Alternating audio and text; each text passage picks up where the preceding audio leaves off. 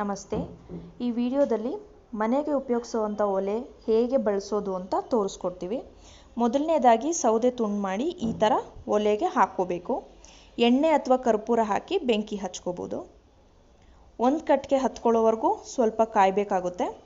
ಆಮೇಲೆ ಫ್ಯಾನಲ್ಲಿ ಬರೋ ಪಿನ್ ಮತ್ತು ಅಡಾಪ್ಟರಲ್ಲಿ ಬರೋ ಪಿನ್ ಜಾಯಿನ್ ಮಾಡ್ಕೊಳ್ಬೇಕು. ನಾರ್ಮಲ್ ಎಲೆಕ್ಟ್ರಿಕ್ ಸ್ವಿಚ್ಚಲ್ಲಿ ಪ್ಲಗಿನ್ ಮಾಡ್ಕೋಬೇಕಾಗುತ್ತೆ. ಆಮೇಲೆ ಗೇಟ್ ವಾಲ್ವ್ ಓಪನ್ ಮಾಡಿಕೊಂಡು ಸ್ವಿಚ್ ಆನ್ ಮಾಡಿದಾಗ ಬ್ಲೋವರ್ ಫೋರ್ಸ್ ಆಗಿ ಹೋಗುತ್ತೆ. ಆಗ ಬೆಂಕಿ ಚೆನ್ನಾಗಿ ಹತ್ಕೊಳ್ಳುತ್ತೆ. ಒಂದು ಕಟ್ಟಿಗೆ ಹತ್ಕೊಳ್ಳೋವರೆಗೂ ಸ್ವಲ್ಪ ವೆಯ್ಟ್ ಮಾಡಿ ಆಮೇಲೆ ಬ್ಲೋವರ್ ಆನ್ ಮಾಡ್ಕೋಬೇಕಾಗುತ್ತೆ. ನೋಡ್ತಾ ಇದ್ದೀರಲ್ಲ ಹೇಗೆ ಬೆಂಕಿ ಹಚ್ಕೊಂಡಿದೆ ಅಂತ.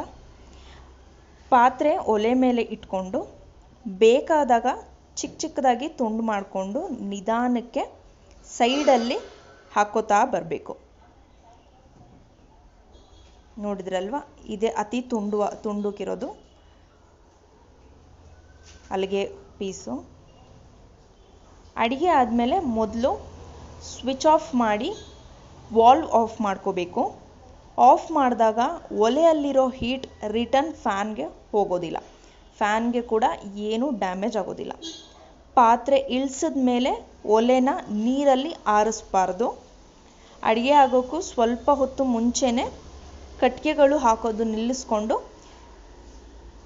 ಒಲೆ ಉರಿನ ಕಮ್ಮಿ ಮಾಡ್ಕೋಬೇಕಾಗತ್ತೆ.